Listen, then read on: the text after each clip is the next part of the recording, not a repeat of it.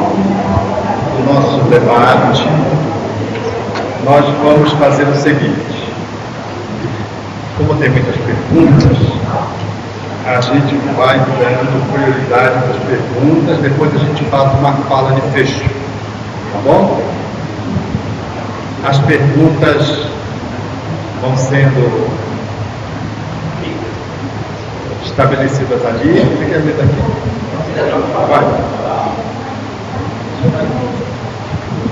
Você quer ler daqui esse negócio de gravar?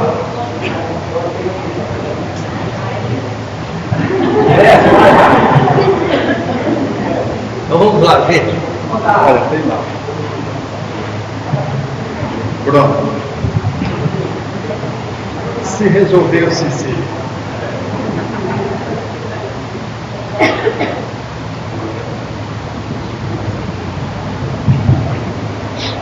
Vamos lá, gente. Primeira pergunta: qual a sua sugestão para um filho lidar com um pai que nunca foi amoroso? E hoje, esse pai se encontra doente e necessitado de cuidado. Como se transformar essa relação para melhor? Se o pai não amou, o problema é dele. Se eu sou filho, a solução é minha, amar. Eu não posso estar sindicalizando, fiscalizando o comportamento do outro. Quanto mais eu me perco no outro, eu esqueço de mim. A relação, ela tem que se estabelecer de mim para com o outro. É desejável que o outro possa cumprir o seu dever? É. Devemos esperar? Sim. Cobrar? Jamais. A escolha do outro é a do outro. Ele haverá de responder por si mesmo. A escolha do meu comportamento sou eu quem faz. A proposição de Jesus é clara: reconcilia-te com teu adversário. O Espírito Emmanuel diz: reconciliar-te é tu contigo, com teu adversário é o segundo passo. Se você se reconciliar com você mesmo, porque não foi amado, e trabalhou essa ausência de amor, amando hoje, agora e sempre, você está no bom caminho. Agora, se eu fico apenas contemplando o que o meu pai ou a minha mãe não fizeram ou fizeram de errado, aí eu estou me perdendo na tarefa do julgador. Eu posso fazer isso até para compreender a minha dinâmica, a dinâmica do meu lar, para poder melhor me trabalhar, mas não para me fixar. O que os meus pais me fizeram, para que eu me compreenda, é de bom tom. Mas o que eu faço com o que os meus pais me fizeram, essa é a pergunta mais importante. E o que eu faço com o que eu fiz, essa é a terceira pergunta mais fundamental ainda. Então você que é um filho, ame. E se seu pai está em regime de carência agora, é a sua oportunidade para mostrar que você o perdoou.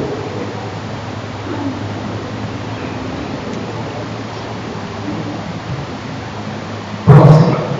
Visto que é feita uma programação espiritual da vida terrena e que existem vários tipos de casais, há dentro de uma programação a possibilidade de um segundo casamento que traga verdadeira felicidade ao espírito? Efetivamente há. O planejamento é um propósito colocado na marcha dos espíritos que antes de reencarnar alinhavam o caminho, mas não é uma determinação. Nós estamos alterando o nosso planejamento todos os dias, para melhor ou para pior. Logo, o planejamento não é uma camisa de força, é uma trilha, não é um trilho. Desviar-se da trilha não é de bom tom. E fazer da trilha um trilho é rigidez. Logo, um casamento que não foi possível efetivar-se, ou se efetivou e não avançou, os casais separados estão livres para escolher alguém com quem possam eleger na conta de uma companhia que lhe dignifique a convivência. É de bom tom que assim se faça.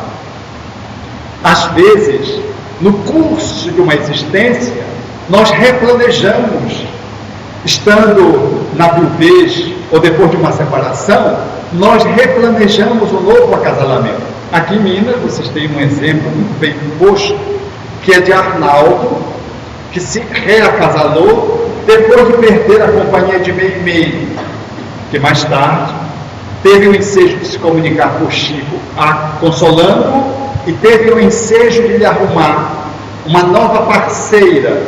Conta-se de que ele tropeçou dessa parceira na calçada, e ele, ao olhar, disse: parece que nós já nos conhecemos. E ela disse: só se for tua outra vida. E era uma companheira do passado, e eles se reacasalaram. A vida é assim. A vida é para a gente fazer recomposições afetivas tanto quanto possíveis. Imagine que você planeja reencarnar e casar-se com alguém, e esse alguém se suicida no meio do caminho. Acabou o seu planejamento? Não. Ele foi alterado naquilo que dependia de alguém com quem você iria se acasalar. Mas você está livre para replanejar o seu planejamento a cada dia, e deve fazê-lo para incrementá-lo, para superar os seus limites, para ampliá-lo. O bom replanejamento é aquele que a gente refaz, e o faz de uma forma tão competente que a gente ultrapassa aquilo que a gente alinhavou quando estava no mundo espiritual. O karma, as expirações podem ser amenizadas pelas nossas atitudes, comportamentos atuais melhorados. Amai intensamente uns aos outros, pois só o amor pode cobrir a multidão dos pecados. É a epístola de Pedro fazendo menção à necessidade de nós nos amarmos uns aos outros intensamente, porque só o amor cobre a multidão dos nossos equívocos. O Espírito Emmanuel diz uma frase que me é muito agradável: entre o erro e as consequências dolorosas, a dor só chega se o amor não chegar primeiro. Você faz, mas entre as consequências daquilo, se você refaz aquilo que você mal fez, você evita as consequências danosas.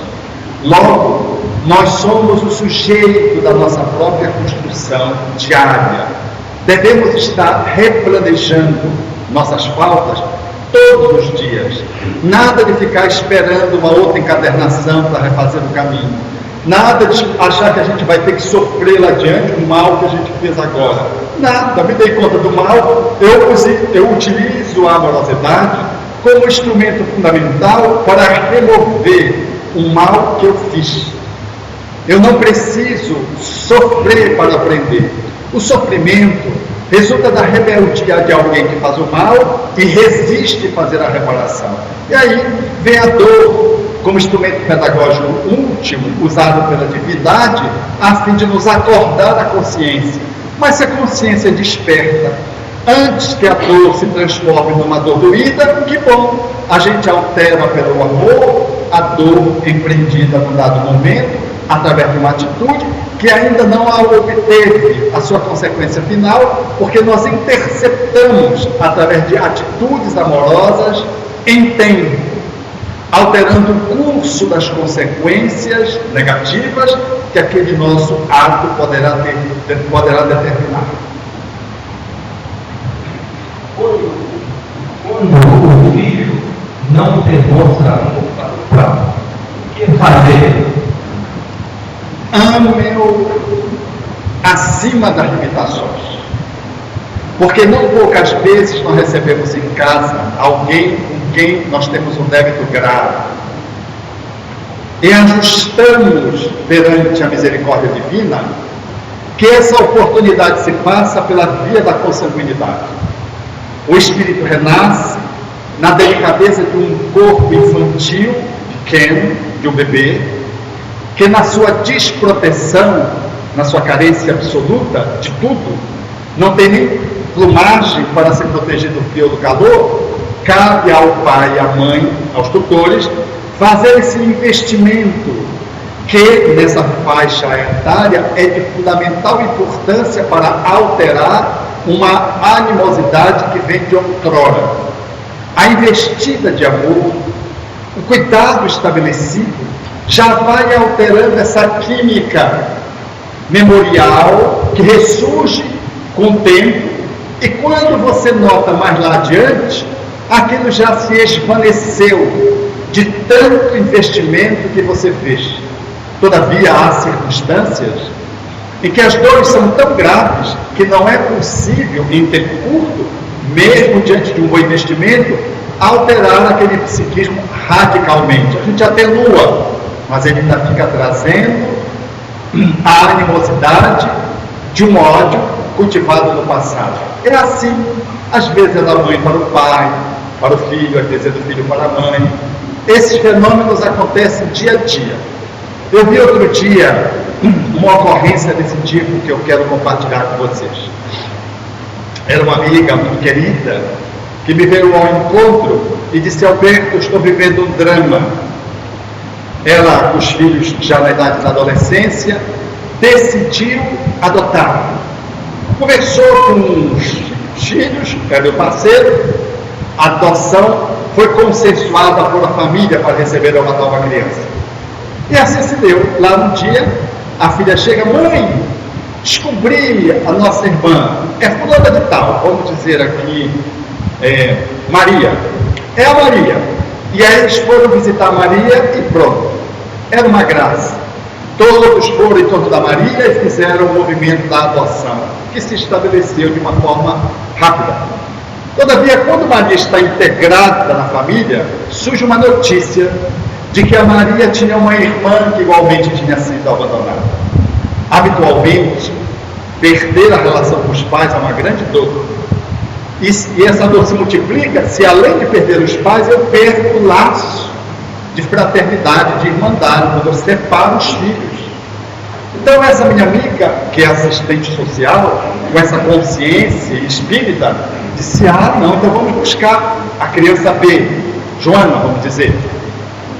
Foi buscar a Joana. A Joana chegou depois, e imagine uma criança politicamente certa.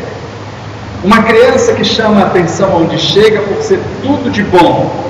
Uma criança carismática, que aonde está, catalisa a atenção. Uma irmã, a criança B, Joana, que ajuda a cuidar da A. No entanto, a minha amiga dizendo-me: Alberto, eu tenho um ódio da minha filha Joana. Eu nunca senti ódio na minha vida, mas agora eu estou sentindo ódio. Nem sentimento desse tipo eu senti quando era criança e fui assediada sexualmente, indebitamente pelo familiar. Nem nessa circunstância eu senti ódio. Mas é o que eu sinto pela minha filha. Ela é tudo de bom no conceito de todo mundo, mas para mim causa-me uma estranheza, um mal-estar.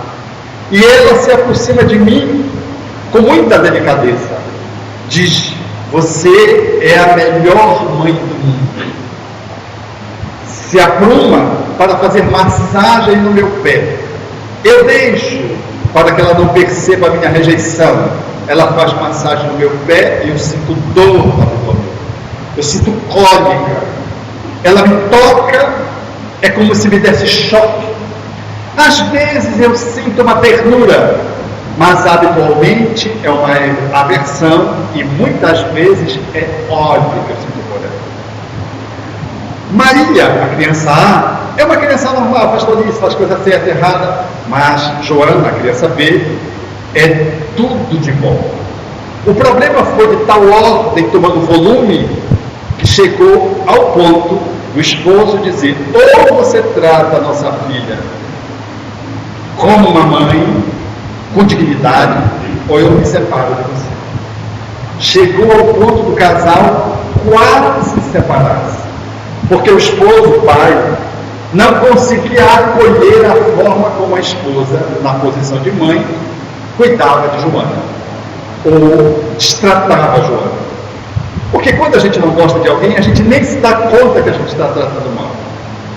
Então, ela me disse: às vezes eu chego em casa, ela coloca florecinhas no corredor para me receber. Um dia, ela chegou comigo e disse assim: mãe, tu não me amas, não é? E eu respirei fundo, porque os seus olhinhos se encheram de lágrimas. Eu disse: minha filha, eu não amo você. Eu não amo você do jeito que você merece. Mas eu prometo a você que vou amar você do tamanho do universo. As lágrimas corriam. Na reunião mediúnica, um espírito amigo, no final de uma reunião habitual de atendimento aos enfermos, fez um transe, se dirigiu a mim e disse, a minha mãe, e disse-me: vocês são espíritos que vêm multissecularmente mudando de posição. Ora um é a vítima e o outro é o dois. Na situação seguinte, na encarnação seguinte, muda as posições.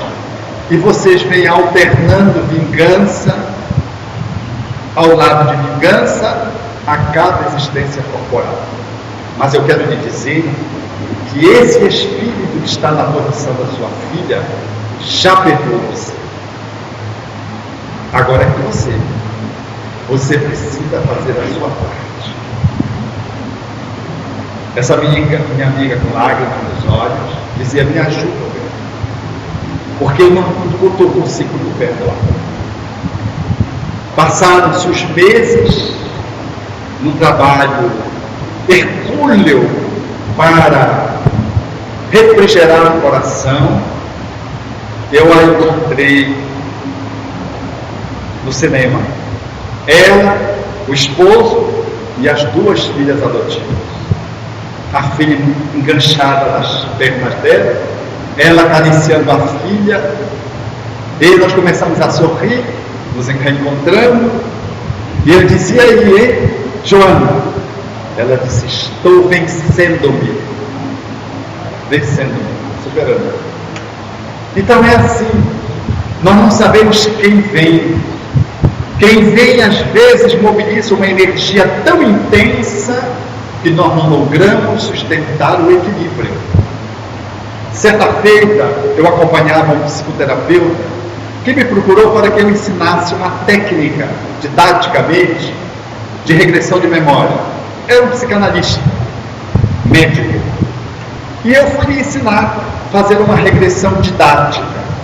E para tanto, eu escolhi uma lesão que ele tinha no tronco. Era um câncer que ele tinha extraído, estava dado como curado. Um câncer de pele, se você extrai tirando os bordos, está resolvido. É a intervenção curativa. Eu disse: vamos tomar esse câncer para fazer a demonstração. Ele, muito sensível, tocamos no lugar do câncer e disse: pense e mergulha na história de origem desse câncer. Ele foi, ampliou o estado de consciência e mergulhou numa experiência na qual ele se via como um grande comandante das naus britânicas e, no cais, uma criança que foi crescendo e pela qual ele foi se afeiçoando. E na medida em que ele foi empreendendo as viagens, num dado momento, ele evoluiu, aquela criança que se tornara um jovem e agora, mediando 20 anos, integrava-se na esquadra a convite dele, pela afeição que ele devotava àquele jovem em regime de reciprocidade. Quando ele está no campo, na praia, abrindo um mapa para delinear qual seria a próxima estratégia de ataque, quando ele vai fazendo o seu arrazoado, a sua análise, o jovem levanta o braço e discorda e faz uma outra proposição. Ele olha, estranha, porque o jovem discordasse dele, argumenta, e o jovem continua de forma agressiva. Ele não entende, ele era o comandante, mas o jovem entra num processo de exasperação, vai se aproximando para o enfrentamento físico, e o calor do debate se acirrou, o jovem sacou um punhal, e ele fez como faria o pai, cruzou os braços e estufou o peito. O jovem veio e cravou o punhal, exatamente na região onde surgiram o câncer. Ele tombou, vê-se fora do corpo e vê que aquele marujo estava mancomunado com os outros marujos que arrastam o seu corpo e levam para a nau. E ele fica patético vendo aquela experiência, aquela vivência na qual ele tinha sido vitimado, mas sem acreditar que aquele jovem pudesse ter chegado ao descalabro de assassinato. Sangra fora do corpo, perde espiritualmente, e depois de um tempo acolhido, vai se tratando do mundo espiritual, e quando os espíritos amigos curam, aquela ferida volta a abrir e a sangrar. Então ele faz menção de que a ferida não cicatrizava, e aquele que lhe cuidava diz assim: enquanto você não se curar da mágoa, essa ferida volta a sangrar. E ele argumenta que era justo o sentimento que ele tinha, e o benfeitor diz-lhe assim: sim e não, porque aquela criança que se transformou no jovem que lhe assassinou era seu filho. Você teve um relacionamento clandestino com uma mulher portuária que disse, quando engravidou, de que a criança era seu filho, mas você não acreditou. Ela era uma mulher da vida, ela teve a criança e foi mostrando quem era o pai. À medida que a criança foi crescendo, ela foi ficando encantada por você, mas a mãe dizia que você não quis perfilhá-la. Então ele foi crescendo na ambivalência do amor por você e do ódio por você. Amava você porque você era o pai, ocupava uma posição de destaque, foi se destacando, assumindo até a posição de comandante mais tarde. E ao tempo em que também dentro dele foi surgindo um ódio de por que você, como pai, o rejeitou. Então ele desequilibrou e matou ao pai, e não o pai que lhe amava. Então você deve perdoá-lo para se curar. Esse médico, cardiologista, psicanalista, saiu do transe depois de chorar bastante e disse-me assim, era uma regressão didática, não era um processo terapêutico. Ele disse assim: Alberto, eu preciso perdoar o meu filho. Eu disse: como assim? Não, esse espírito que me assassinou, ele nasceu em casa, é o meu filho. E eu sinto uma aversão por ele desde pequeno. E eu, espírita que sou, estou vencendo isso aos poucos. A criança, ao nascer, vejam como é, o espírito, ao reencarnar, ele impactou psiquicamente a memória do pai. E essa memória não havia concluído ainda o perdão, havia resíduo de ressentimento. O resíduo de ressentimento fez o quê? Fez com que o corpo revelasse uma alteração celular e surgisse um câncer da epiderme. Imagine se ele não tivesse feito o caminho do perdão relativamente, como já tinha feito, certo? Onde surgiria essa lesão? Surgiria provavelmente no pulmão, um câncer de pulmão. Depois de um tempo, ele me dizia: Alberto, é incrível a paixão que eu e ele, o filho já mais taludinho, sentimos pelo mar. Às vezes ele começa a falar e eu começo a me ver com ele, ou como ele, porque nós sentimos a mesma paixão pelo mar. Nós, todos os dias, na bênção do esquecimento, recebemos em casa espíritos que vêm com o adormecimento relativo da memória, das lembranças, tanto quanto nós mesmos, para facilitar a dissolução de mágoas, culpabilidades tóxicas, ódios, que às vezes vêm multissecularmente. Então, se você não ama o seu filho, aí está o atestado de que você tem uma encrenca com ele pendente. Não deixe passar o tempo. Invista. Aproxime-se mais do seu filho. Dedique-se mais. O problema não é dele, é seu, que tem uma resistência interna. Vença-se, como fez a minha amiga em Belém do Pará. Altere-se a cada dia um pouco mais, aproximando-se dele, cuidando dele, procurando pontos em comuns, orando por ele e orando para que a misericórdia divina lhe inspire a que você encontre dentro de você brechas para que o seu coração possa aos poucos ir ficando mais permeável na maleabilidade do amor, para que você possa concluir o perdão que está pendente. Não deixe de crescer sem que isso se resolva em tempo, porque mais tarde vai ser mais difícil.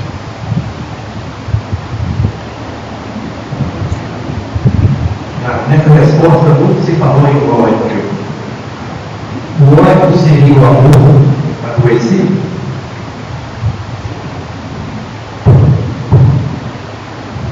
O Espírito Emmanuel configura as imperfeições como adoecimento do amor. E diz que o ódio é esse amor que perdeu-se de si mesmo e fez um movimento de adoecimento. Se você vai passando ali na rua e alguém te maltrata, é o pipoqueiro, é o vendedor ambulante, isso pouco vai te afetar, você não tem vínculo com ele. Mas se o teu filho te passa para trás, utiliza o teu cartão de crédito, faz o estelionato usando o teu cheque, se a tua esposa, teu esposo, faz um movimento e falseia a relação com você e deserta do lar para uma aventura qualquer, de carnaval ou outra, aí é diferente, porque você tem vínculo. A gente só odeia quem a gente ama. Mas se o nosso amor está limitado e a demanda surge maior, aquele amor adoece e se transforma nisso que a gente chama em ódio. Por isso, todo obsessor, quando se converte, se transforma num benfeitor da nossa vida. Todo espírito que nos odeia, depois que se converte, se transforma num grande amigo. Eu me lembro de Raul Teixeira, quando tinha um amigo espiritual que costumava acompanhá-lo e que tinha um amor por ele muito interessante. Quando uma pessoa falava mal do Raul, ele vinha e dizia para o Raul que a pessoa falava mal dele. Porque tem pessoa que vem pela frente e fala uma coisa, ele por trás mete o pau. E ele não gostava das pessoas que falavam mal do Raul. Então, quando vinha uma pessoa com lari-lari, bajulando o Raul, mas mentirosa, ele dizia ser um mentiroso, ele começava a dizer. E o Raul dava ouvidos a esse espírito.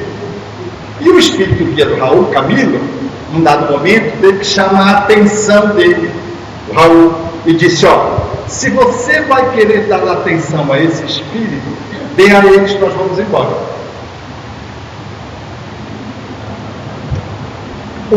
O espírito era amigo, mas era imperfeito.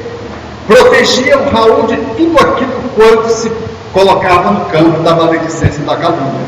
Uma vez Raul estava num carro e perguntou para um juiz o que significava varas, porque os juízes usam essas expressões varas. E o juiz começou a brincar com o Raul. Você não sabe o que é vara? Para que o espírito que estava no carro ficou aborrecido e começou a dizer para o Raul o que significava varas. Aí o Raul começou a dizer o que significava varas. E o juiz olhou assim: como é que você sabe? Se você estava me perguntando, o Raul disse: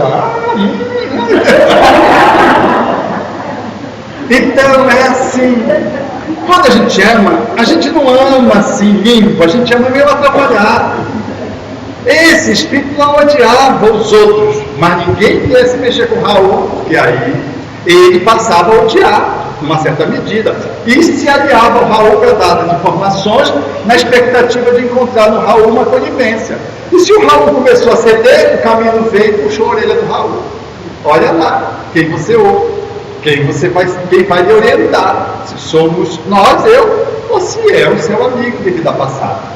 Então, o ódio é alguém que não teve a capacidade de amar mais um pouco, porque o perdão, a palavra perdoar, etimologicamente, significa doar mais, perdoar, doar inteiramente, doar completamente. Como alguém que faz um pernoite, passa uma noite inteira, um percorrido em 7 lagoas, faz um trajeto em toda a cidade. O perdoar é você fechar um circuito de mágoa ou de culpa, resolvendo através de uma atitude de amorosidade excedente, superando aquele desafio que se coloca como ressentimento ou que se coloca como uma culpa. Você perdoa, portanto, quando você ama mais um pouco, porque só doa quem ama. Mas o nosso amor, ele é muito limitado. Quando Pedro pergunta a Jesus se ele deveria perdoar quantas vezes, e diz até 7 vezes, olha, vocês imaginam que 7 é um número difícil de você insistir. Se alguém no telefone fala com você, xinga você, uma telefonista dessa que você se aborrece, esse pessoal que telefona, que incomoda nos telemarketing da vida, quantas vezes você é capaz de repetir uma pergunta se ela disser que não entendeu? Na primeira você já está meio aborrecida, na terceira você incorpora. O seu obsessor xinga a mulher, depois diz assim, não, foi o obsessor dela que me pegou. Olha, 7 vezes era a estrutura de Simão Pedro insistindo em amar para perdoar.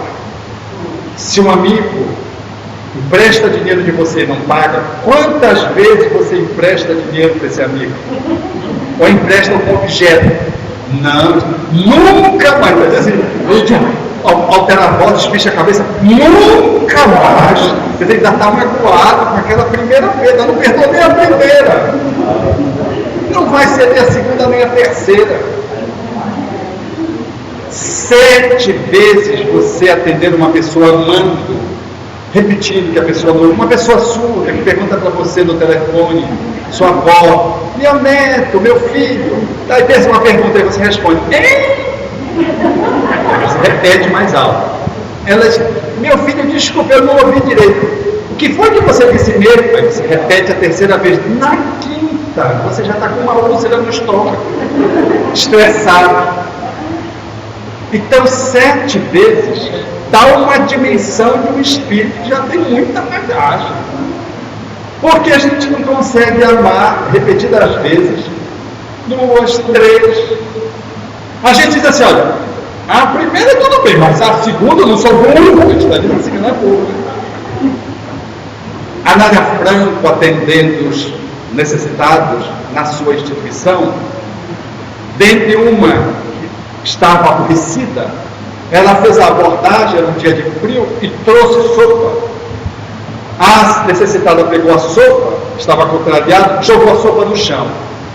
Você sabe o que a Nádia Franco fez?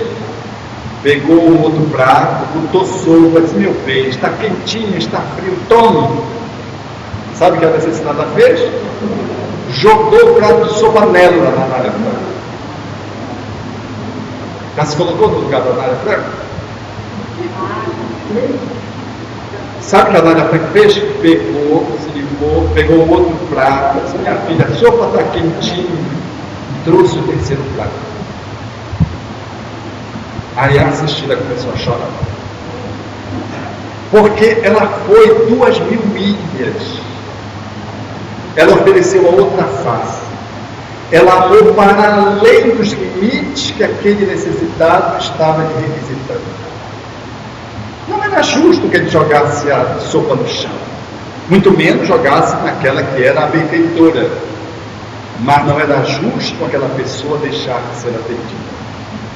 O olhar da Nádia Franco era de alguém que deveria amar superando os limites daquela pessoa que necessariamente deveria estar com um conflito muito grave, com fome, jogar uma sopa no chão num dia frio.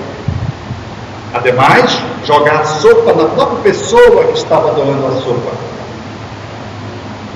E ali, aquele atendimento se converteu num dia de sol para aquela pessoa, num dia de bênção para aquela pessoa. Então, amar um pouco mais é andar 2.000 passos na fala de Jesus, quando alguém nos requisita 1.000. É oferecer a outra face quando alguém, que era a primeira, é deixar também a capa quando alguém nos pede a túnica. Esse exercício de amorosidade, nós temos dificuldade de fazê-lo, e só podemos consegui-lo se exercitarmos, treinarmos, porque é só o exercício, o treino, que faz a gente esculpir uma virtude. A virtude não vem de graça. Nenhuma sabedoria é conquistada porque você leu. Você lê, tem a ilustração e vai para a ação, fazendo o exercício daquele conhecimento para que ele possa se consolidar num saber, numa atitude, numa virtude integrada na sua personalidade. Desse modo, é necessário um pouquinho mais de amor crescentemente para que o amor não se converta em ódio. Porque o ódio foi o amor que desistiu de continuar ampliando a sua capacidade de amar. Relacionamento. Todo casamento é uma... Essa vai ser a última pergunta, depois eu vou inventar na fala final, tá? Quando o casamento é uma provação ou uma expiação, o que fazer?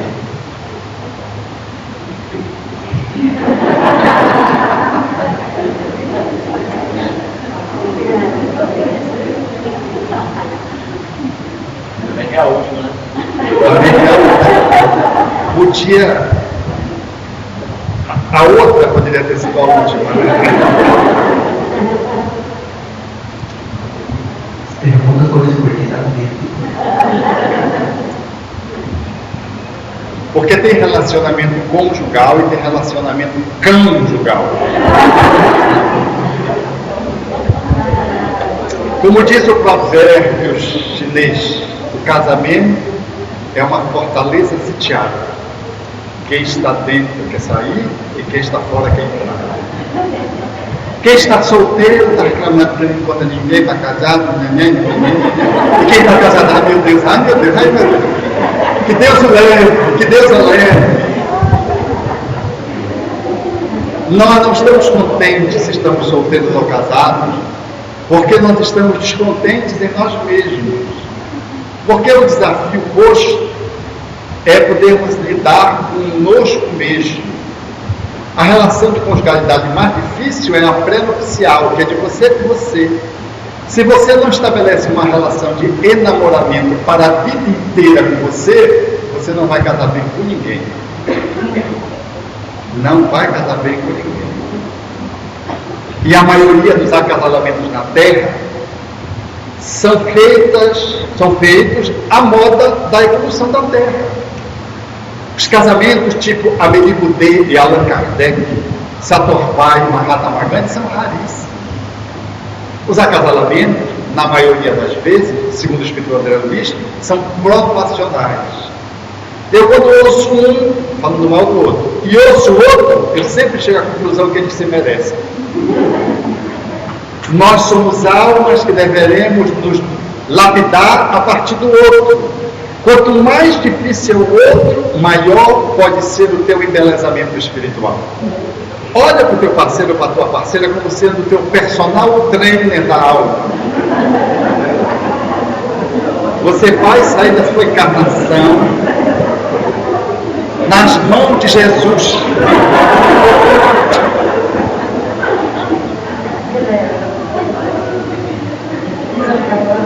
Porque de todas as relações, a mais decisivamente desafiadora é aquela que está mais próxima de você. Depois de você com você mesmo, quem é que dorme contigo? Dorme na mesma cama e não sonha os mesmos sonhos. No início, tudo é festa. Porque tem os obsessores, que são os filhos, que fazem aquilo que o Espírito Emmanuel chama de a doce hipnose, empurra, vai que dá, vai que dá, vai que dá. Aí o casal se apaixona e acha que é Romeu e Julieta se encontrando, que vai. 6 meses depois a pessoa olha para a outra acordando, diz, não é possível que eu fiz isso comigo. E o outro ou a outra pensa a mesma coisa. Mas o navio do casamento já se afastou do cais dos sonhos do namoro, do noivado, que a gente ainda tem a impressão de que dois seres reais, pertencentes à realeza, se encontraram. Mas são dois iludidos habitualmente. Iludidos no bom sentido, porque a gente pensa que o outro é como a gente acha que ele é, e vice-versa. E quando a gente vai casando, vai vivendo, aí a gente vai vendo que não é, e não tem como devolver. Não tem como ir ao Procon e dizer, olha, foi falsificado. Até porque algumas coisas só surgem depois que o acasalamento está em curso. Porque só aparece quando dá coabitação. A exemplo da criança que veio para o lar e despertou no psiquismo do pai o rancor e fez surgir a alteração orgânica. Algumas coisas só surgem dentro da dinâmica do casal quando eles estão coabitando. Então, o bom relacionamento é exatamente aquele com quem você está estabelecendo a relação. Não pense que você merece coisa melhor. Porque o outro às vezes pensa a mesma coisa. Eu me lembro de um amigo que ele disse, Alberto, dentro do centro espírita, assim, no meio do salão, num diálogo de passagem, eu tirei da loteria esportiva. Eu digo, foi? Ele chama-se Sinésio. Foi, Sinésio? E ele disse assim, desencarnado, está no mundo espiritual já. Tudo que eu falo já está no mundo espiritual, acho que já deu para ele. Aí ele disse, foi. Aí, falando sério, aí eu prestei atenção, porque quando uma pessoa ganha na loteria esportiva, na época era loteria esportiva, agora é Mega Sena e tudo, né? Não falta muito centro espírita, porque tem muito dinheiro, vai para a Bahia, para Belém do Pará, gastar dinheiro, vai viajar por aí afora, né? E ele estava dentro do centro espírita. Ele disse, não, tirei. Casei com a Esmeralda. Eu conheço a Esmeralda, a esposa dele, eu conheço. Aí eu percebi, aí eu disse assim, rapaz, impressionante que ele quer. Porque a Esmeralda faz ele vender paciência, tolerância, perdão, cuidado, resignação, obediência. Eu sou um homem bilionário.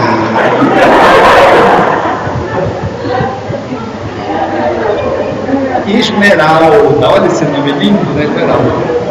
Mas a Esmeralda dizia a mesma coisa quando falava do Sinésio. Ela dizia, olha, só casando com o Sinésio quem deve muito, porque o Sinésio começava a falar mal do pobre desgraçado do Sinésio. Então eles se mereciam. Na verdade ele era o Rubi e ela era a Esmeralda. Nós precisamos olhar o nosso parceiro, a nossa parceira, como alguém que caminha conosco no rumo da superação de si próprio. E se o casamento é provacional, trazendo pendências do passado, é um convite para que você possa crescer um pouco mais, a fim de sair do patamar das pendências e das provações e as expiações para o casamento afim, onde duas almas se encontram, conforme diz o Espírito André Luiz, para fortalecerem a fraternidade. No caminho de almas transcendentes, que são almas que se unem para poder promover o bem comum para a humanidade. A família deixa de ser uma família consanguínea, a família passa a ser a humanidade, como Allan Kardec e Amélie Boudet representam. Eu vivi em casa essa experiência com a minha mãe e meu pai. A minha mãe, um espírito superior, e o meu pai, um petchnero, trabalhado, difícil. E era muito curioso, porque quem está limitado não percebe a limitação, a sua limitação. E a minha mãe dizia assim, num dia em que ela estava assim mais assodada, agoniada, ela dizia assim, eu espero concluir a minha missão que eu quero voar. Falando do velho Abel, esposo dela, meu pai. Semana seguinte, parece que foi tudo combinado. Meu pai estava deitado no sofá, olhando para o teto, os filhos segundo em casa, e ele dizia assim, Nini, a mãe chamava carinhosamente a minha mãe, Eunice, Nini, eu estive pensando bem, Eu acho que na próxima encarnação eu vou aceitar de novo vir seu esposo. Como se ele tivesse fazendo o maior favor para ela. Aí todos nós começamos a rir. O que vocês estão rindo? Ele não se dava conta de que ela era um anjo tutelar na vida dele, ajudando. Aí ele ia sair da sua condição tão limitada para um patamar mais além. Ela mesmo ri. E quando eles comemoraram, um dia eu estava viajando, e meu pai com 92 anos foi internado na UTI, estava numa situação difícil, sinalizado pelo intensivista sobre a desencarnação que deveria se estabelecer, nada obstante estivesse lúcido. E a minha mãe esperou um dia para poder visitá-lo. E quando ela foi sair para visitá-lo, ela foi vestir a calcinha, tombou, ela é parkinsoniana, e fez uma fratura de mão. E quando se pensava que ela queria ir para o pronto-socorro, ela disse, não, eu quero ir ao UTI. E ela foi ao UTI falar com seu parceiro de caminhada. Depois de visitá-lo, ela saiu e disse, agora me leve para o pronto-socorro. E foi tratar a fratura de mão que tinha acontecido em casa antes dela sair para o hospital. Eu, quando voltei, soube disso e fiz uma crônica. E li o Evangelho lá na crônica. Mas na crônica eu coloco como se fosse dois. Eu deixo subentendido, não digo a idade. E falo da relação de amor como se fosse, quem vai começando a ler, pensa que são dois jovens. No final, se desvela de que são duas pessoas de idade. E eu li toda a crônica. E quando eu acabei de ler, ela me olhou, eu olhei para ela e disse, que tal? Ela disse, faltou um beijo que eu dei no seu pai que você não colocou aí. Eles faziam botas de diamante naquele dia. 60 anos de casados. Ela disse para o UTI e não no pronto-socorro. Ela botou a UTI primeiro, porque era o dia em que ela celebrava o aniversário de casamento, boda de diamante. Depois ela foi fazer um atendimento médico, celebrando a vitória, porque menos de 15 dias depois eles desencarnaram, deixaram tudo. Então, o acasalamento, na fala do espírito guia que ditava mensagens pela médium Eva Pierracos, nos Estados Unidos, que consagrou uma metodologia de crescimento pessoal chamada Password, o caminho, o guia diz, ditado pela médium, que de todas as relações, a mais desafiadora é a relação conjugal. E ela o é porque ela é um caminho infinito que você precisa fazer dentro de você na relação com o outro. Não é transformar o outro, é transformar-se. O outro é o principal protagonista que você pode se valer dele, fazendo uma manifestação de cumplicidade para fazer um grande mergulho na sua alma, desvelando-se. Não é tirando a roupa, porque tirar a roupa, qualquer pessoa tira a roupa, bate foto e posta nas revistas pornô, ou nas revistas quaisquer, que hoje não precisava nem revista pornô, elas já até perderam a graça, porque todas as revistas as pessoas aparecem desnudas por qualquer centavo. O difícil não é tirar a roupa, o difícil é desvelar-se para o outro, é você mostrar-se quem você é, é você apresentar-se tal como você é. O psicanalista brasileiro, caracterizado pelas suas falas intrigantes, contraditórias, e que sempre causava estardalhaço, chamado Gaiarsa, disse numa conferência uma coisa que tem muito de verdade. Ele dizia assim: 90% dos casais vão para a cama porque não querem intimidade. Olha o jogo de palavras. Eu transo porque eu não quero ser com você numa relação íntima. Porque é mais fácil fazer sexo do que fazer amor. Fazer amor significa mostrar para você. Fazer amor significa eu revelar para você quem eu sou, meus medos. Eu corro o risco de ser rejeitado por você. Essa dor de correr o risco de ser rejeitado faz com que eu me feche. Então eu tenho sexo, mas não comungo com você numa relação de intimidade, de cumplicidade.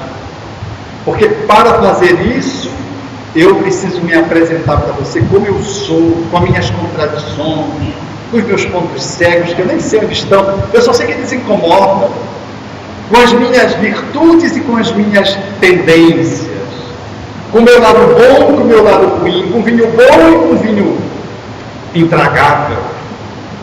A maioria dos casais se separam, não é porque o sexo não funciona, se separam porque tem medo de amar. Porque para amar, eu preciso me revelar. Se eu não me revelar, eu não amo. Um pai só ama um filho só ama um pai, quando ele vira no avesso na relação com o filho. Quando ele se desdobra, quando ele se apresenta com todas as suas fragilidades, sem perder a autoridade de pai, a hierarquia funcional de um cuidador. E ele assegura na relação com o filho mais respeito, porque o filho se sabe, parte da história do pai pelo menos, e parte da história do pai, que não é de um pai herói da Disney, é de um pai que se revela cada vez maior, porque é um espírito reencarnado que se apresenta como humano, se superando todos os dias. Esse é o amor de fato da cumplicidade. Aí não é um amor que vai fazer bodas de diamante, se for um relacionamento de conjugalidade. Aí está um amor que, mesmo que a morte nos alcance cedo ou tarde, não será capaz de nos separar.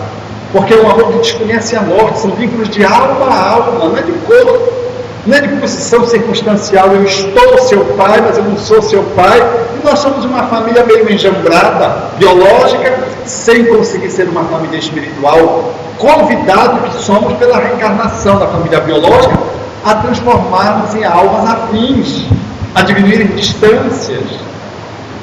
Então o amor que ama se apresenta, cuida e se deixa cuidar. Quantas vezes o parceiro, em relação à parceira, sabe qual é o desejo dela, sabe o que ele tem que fazer, mas ele pergunta para ela para que ela se sinta participante, ou ele se sinta participante, para que a decisão não seja unilateral. Às vezes é uma questão profissional de um ou de outro, mas ele vem e partilha, para que o outro tome parte. A despeito da decisão tem que ser dele ou dela, mas a partilha revela uma cumplicidade. Às vezes o outro não tem o que dizer, só de ouvir, mas tão poucas pessoas conseguem se disponibilizar a ouvir. A partilha da audição, da ausculta do outro, da alma do outro, é muito difícil, porque requer disponibilidade amorosa, de poder ter paciência, ouvir o outro, mesmo que você não sabe o que você vai dizer, e poder tocar no outro, meu bem, eu nem sei o que digo, eu estou com você, como faz o pai com o filho. Vi esta semana, quando os pais trouxeram-me uma jovem, há uns 3 meses atrás, e a jovem simplesmente se diz que ela é homem, ela não é mulher, e ela quer fazer uma cirurgia, porque ela se identifica como um transgênero. Eu a tratei, suponhamos, por Maria, e ela disse, eu sou Maria. Eu achei que tinha errado. Olhei para ela, ela tinha uma fisionomia meio andrógena, achei que tinha cometido uma gafe. Não, ela é Maria, mas ela se apresenta como Mário, quer fazer a amputação dos seios, ainda na adolescência. E os pais alquebrados dentro de si mesmos. E esta semana, numa combinação de uma abordagem sistêmica familiar, eles me diziam, nós queremos o melhor para a nossa filha. E começaram a chorar. A mãe, naturalmente, muito mais, o pai mais reticente, Mas o pai me dizendo: eu quero que a minha filha seja feliz, mas ela é uma adolescente, quer fazer cirurgia. Eu nunca a vi diferente do que ela é corporalmente, porque a menina desde cedo escondeu dos pais uma tendência diferente daquela que era a sua morfologia física, e chegando na adolescência escrachou a sua posição interior, dizendo que ela não é mulher, que ela é homem e quer fazer as cirurgias devidas e tomar os hormônios, e que já estava consultando os especialistas para ver como ela fazia a fim de fazer o processo das intervenções necessárias para que ela pudesse assumir a sua verdadeira identidade de Mário e não de Maria. E eu, diante daqueles pais, fazendo uma abordagem de alta complexidade e dizendo para eles aquilo que eu evidenciava nos corações deles, a incondicionalidade do amor, porque todos os dois amam a filha, querem que a filha seja feliz, mas sabe que esse caminho que a filha está escolhendo, ninguém poderá detê-la, porque mesmo no Brasil sendo cerceado e sendo crime, esse espírito pode viajar para uma outra nacionalidade e fazer as intervenções que quiser, porque há legitimidade em muitos países para as intervenções que no Brasil representam mutilação, e é proibitivo para um profissional intervir atendendo a solicitação do paciente. À luz da reencarnação, o olhar se amplia para tentar minimizar os conflitos. Amplia para se poder atender tanto ela quanto os pais. E aquela mãe chorando, disse: engraçado, só temos essa filha. E ela está seguindo esse caminho, que é um caminho doloroso, eu acho. Qualquer que seja a escolha que ela fizer, será dolorosa. Porque se ela decidir fazer o caminho transgênero, ela vai entrar por zonas inóspitas, áreas difíceis, sem analisar a percepção espírita proposta, considerando a reencarnação só do ponto de vista social, sociopsicológico, cultural. Ela vai enfrentar situações difíceis, mas se ela ficar na posição em que ela está, ela não se identifica com o seu sexo. Ela precisaria fazer talvez um caminho mais solitário, por exemplo. Se ela fizer, ela vai sofrer do mesmo jeito. Não há escolha que possa ser evasiva de qualquer sofrimento. Haverá dor, qualquer que seja o caminho que esse espírito que renasceu nessa condição vai experimentar nessa encarnação. Pior que os pais não são espíritos. Quem é? Quem conhece a reencarnação e deseja frequentar o centro espírita, e aí não foi porque os pais não permitiram, é ela. E eu disse: o que você acha? Ela disse: eu acho que eu fiz mau uso do sexo em vidas passadas. Disse assim, claramente. Você acha que você fez isso? Ela disse: eu intuo que eu fiz isso. Abrindo espaço para reflexões, através das quais a gente talvez possa ajudá-la muito, antes que ela faça qualquer intervenção, sem ter alcançado a idade da maturidade e se responsabilizar por isso. Então o amor, ele precisa ter a incondicionalidade de amar mesmo o filho psicopata, porque os psicopatas que estão dentro dos manicômios judiciários ou que estão dentro das prisões, só as mães visitam. Raramente a figura parental paterna visita, só as mães, que não desistem dos filhos, mesmo sabendo que o filho, para aquela encarnação, se ela conhece a encarnação, não tem cura, de que o trabalho é do cerceamento da liberdade e do manejo terapêutico para diminuir seu caráter, a sua constituição psíquica altamente enferma, e de que é um trabalho delicado e longo, que numa encarnação é impossível fazer. e de que é melhor ele estar cerceado no manicômio judiciário do que ele volte para as ruas para fazer novos estudos e a matar novas mulheres, na posição de um serial killer. Mas a mãe não desiste desse filho. Assim é o amor que nos convida a amar. Não foi sem razão que Jesus foi essa expressão máxima. E o Espiritismo só existe por conta do amor, por conta de Jesus. Porque a proposta do Espírito é reeditar a figura excelsa de Jesus, que foi colocada de lado, ficou a serviço mais dos cultos do que da vivência. A figura de Jesus, ela sintetiza o amor que se corporificou. Não foi sem razão que ele, evocando a sua tradição, haveria de dizer de que toda a sua cultura, o seu povo, poderia ser resumida no amor a Deus, sobretudo, e ao outro como a si próprio.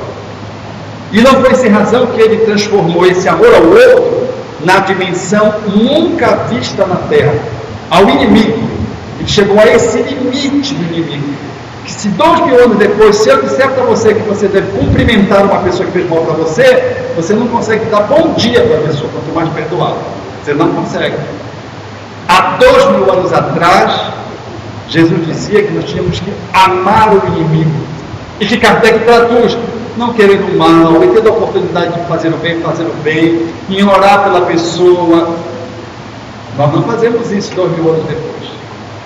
Então esse homem incomum, ele veio ao encontro da humanidade apresentado pelo Espiritismo para nos servir de modelo de amorosidade, para nos servir de guia no caminho de espiritização em que todos nós nos encontramos.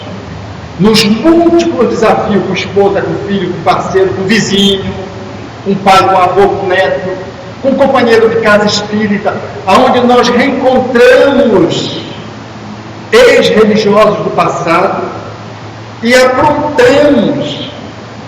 E hoje a gente não sabe quem te briga porque se põe o ventilador aqui, briga porque não, a luz está muito pouco, você faz o teto, você não faz o teto. E eu vejo lá na estrada e nas oliveiras, eu disse assim: gente, tem que ter pé direito alto. Nós moramos na Amazônia com mais árvores, elas sobe a copa, fica lá em cima porque é muito calor. Aí o pessoal queria botar forro. Não põe forro, gente, deixa o teto alto, porque forro diminui, fica calor. Aí entra debate: põe forro ou não põe forro? Fizeram o pé direito alto, fizeram os beirar longos, que eu digo que a edificação na Amazônia tinha que ser como uma árvore frondosa, mas queria botar forro. Eu fui vencido pelo rato. O companheiro estava num transe de psicofonia, na reunião mediúnica, um rato vinha andando da Pernamanga, escorregou, caiu na cabeça da Xuxa, que era uma companheira de cabelos louros, dada por Xuxa.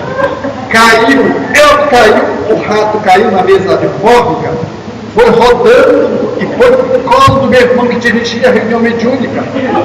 Vendo o rato, fraternalmente ele deu uma bolacha no rato. O rato foi rodando e caiu no colo da pessoa que estava em pleno transe psicofônico. O rato caiu, foi subindo no blazer dela. Ela levantou e saiu tirando o blazer, começou a gritar. A diretora do nosso grupo doutrinário ouviu o grito e disse: engraçado. A Nazinha, Nazaré, a Nazinha estava mais educada mediunicamente.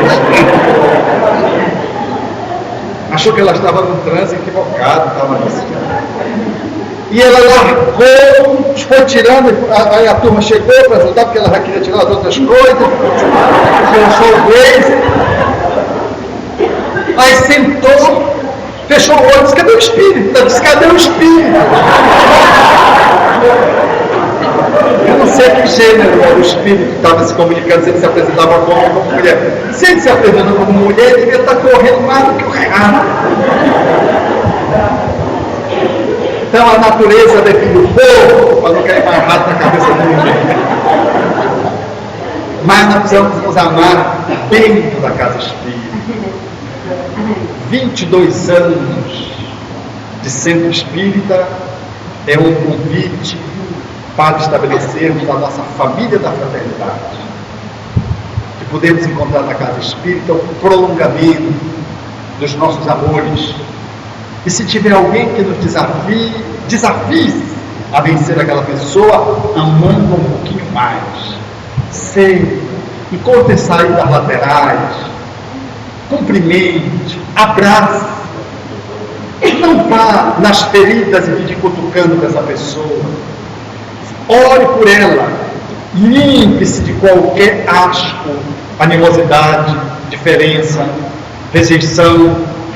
Abra o seu campo energético e fluidicamente envolva aquela pessoa todas as vezes que a encontrá-la numa fraternidade autêntica de alguém que está desenvolvendo a sua capacidade de amar um pouco mais, valendo-se daquele companheiro que é desafiador.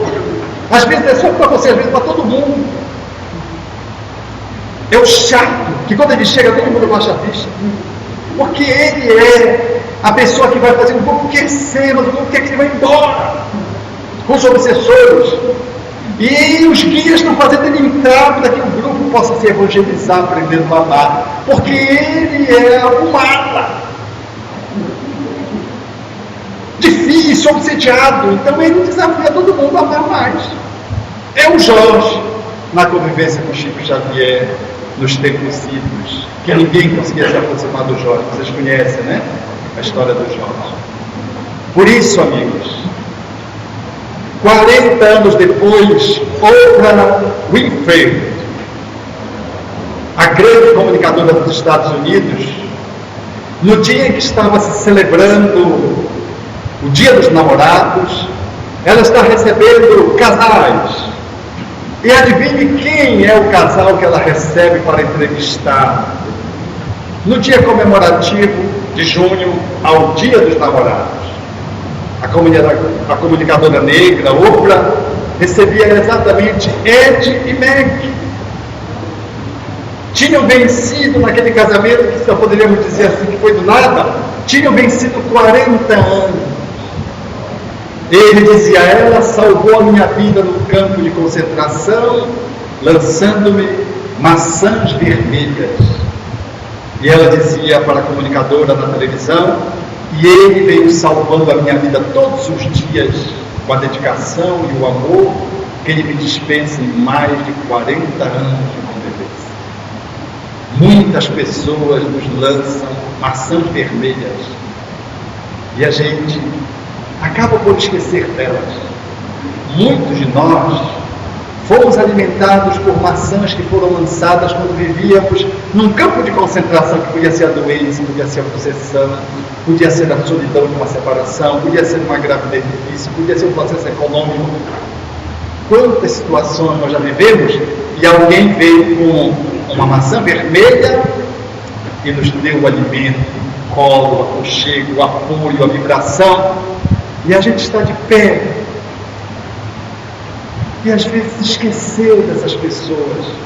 E se não esqueceu, é necessário celebrar a gratidão e multiplicar com as maçãs vermelhas que podemos oferecer a outras tantas pessoas, como manifestações desse amor que surgiu no encontro de olhares entre um campo de concentração de uma menina que estava fora e de um garoto que estava dentro, de duas almas que se encontraram no olhar. A senhora que eu a atendi em Belém do Pará voltou para a sua cidade, onde ela mora. Nunca mais deu com a cabeça na parede e quis se suicidar.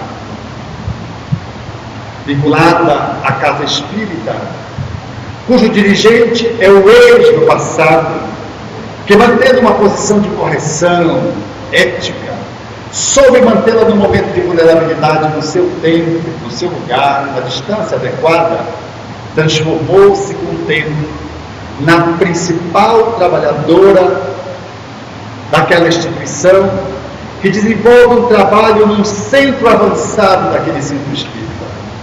Centro espírita fica no centro da cidade.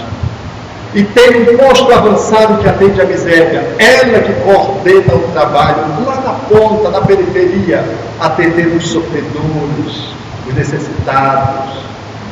Não rompeu com o casamento e transmutou aquele sentimento de apaixonamento, tratou para celebrar numa relação de autêntico amor, de fraternidade, de amizade, a relação que ela mantém com esse companheiro, que continua na instituição, na sua condução da sua tarefa, e ela na tarefa dela, lá no posto avançado,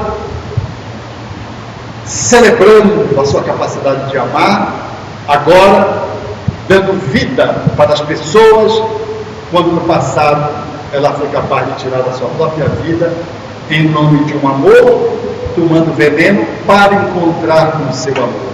Ledwig, hoje, legitimando o espiritismo, ela faz esse trabalho em nome da caridade que ela Kardec propõe, que é a manifestação mais luminosa do amor que podemos conceber na Terra.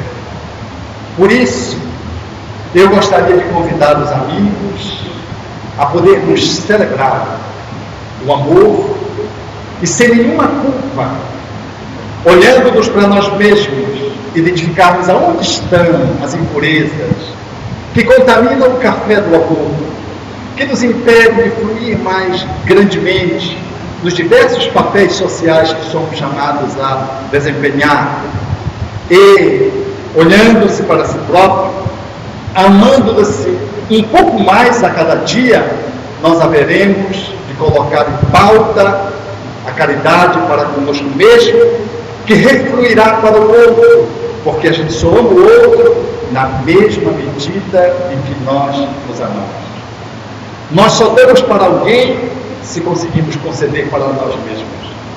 E em nos amando, a partir dessa doutrina formosa que nos devolveu Jesus, nós seremos capazes de poder amar do mendigo que passa, ao esposo, à esposa que mora conosco e que nos desafia a capacidade de crescer, ao filho que às vezes caiu na dependência química, ou a filha que nasceu com um transtorno psiquiátrico que se revelou desde cedo, ou o vizinho que nos persegue. Vi outro dia, e eu quero contar essa história para compartilhar com vocês.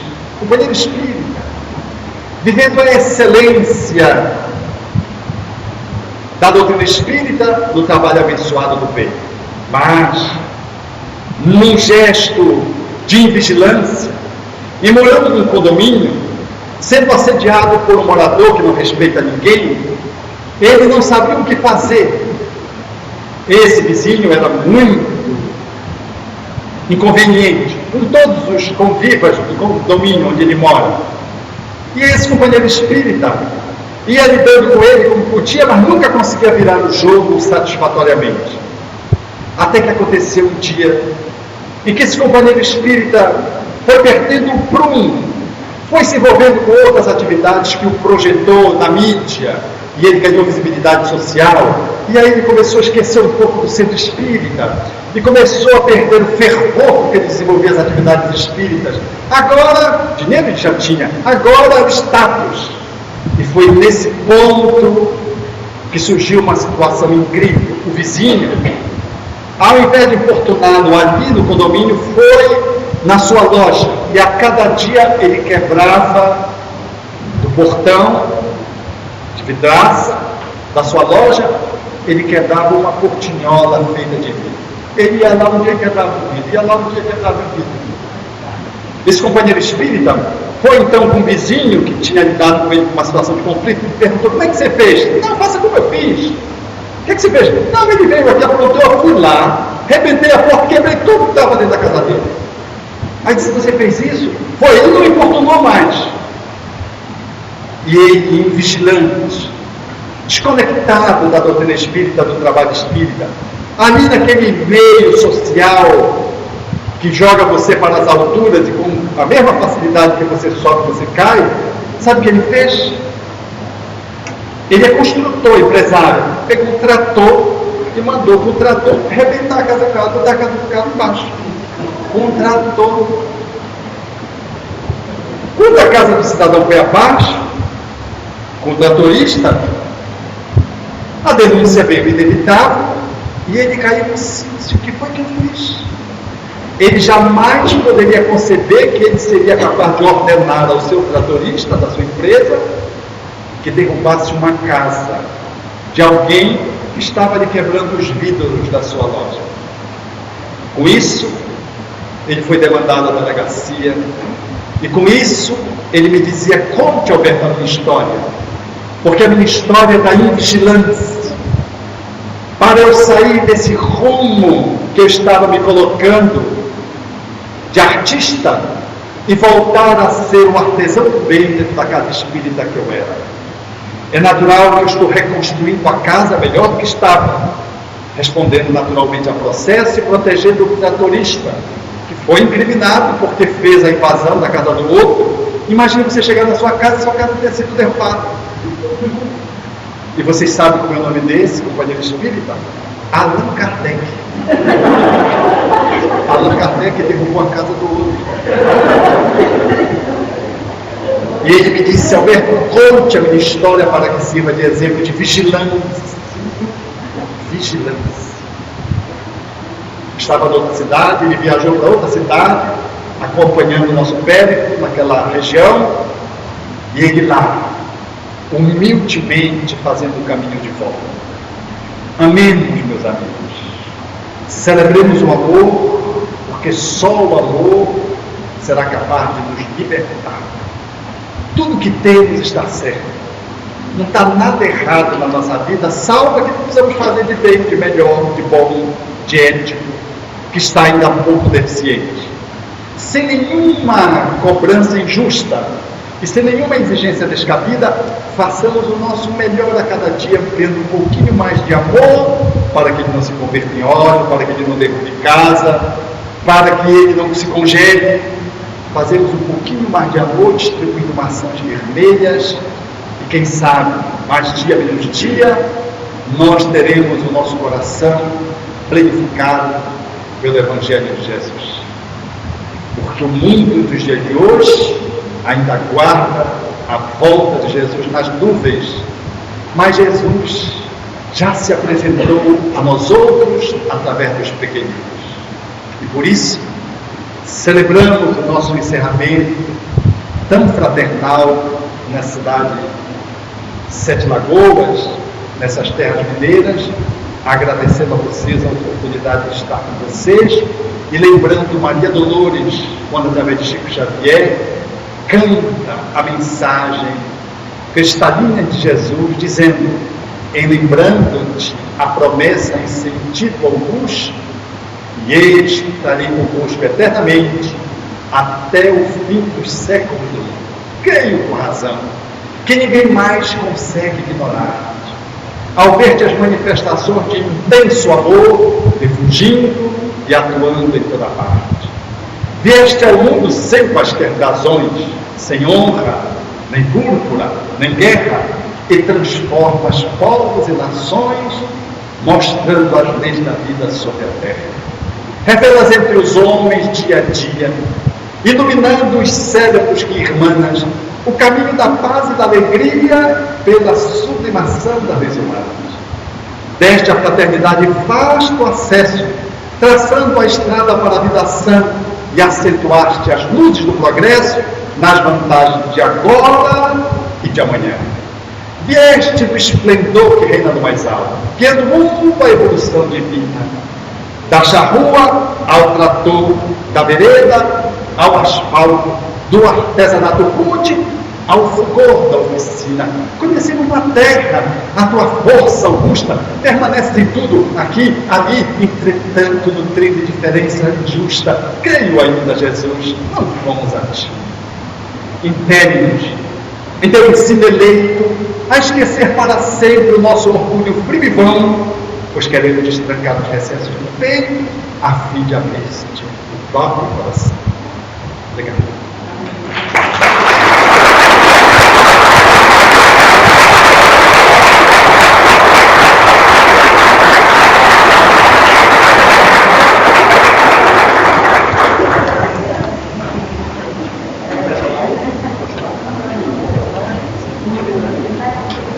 Alberto, a gente está procurando, tiveram a oportunidade de votar. Muito obrigado a todos. Em nome da Assembleia, eu agradeço a vocês. Agradeço ao Alberto, que foi para nós o presente da liberdade, e que Jesus continue nos abençoando.